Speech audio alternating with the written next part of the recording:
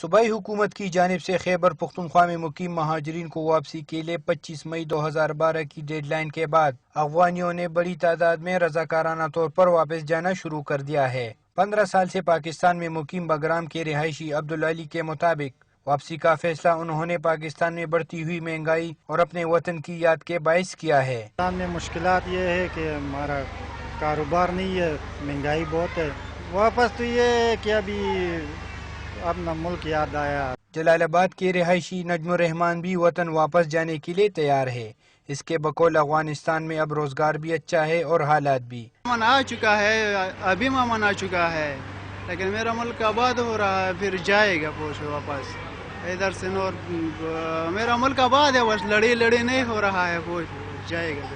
پچھلے 4 دہائیوں سے پاکستان میں پیدا اور رہنے والے افغانی پاکستان کو بھی اپنا ملک سمجھتے ہیں، لیکن یہاں رہنے کے لیے قانونی اور سفارتی تقاضوں کو پورا کرنا بھی ضروری ہے۔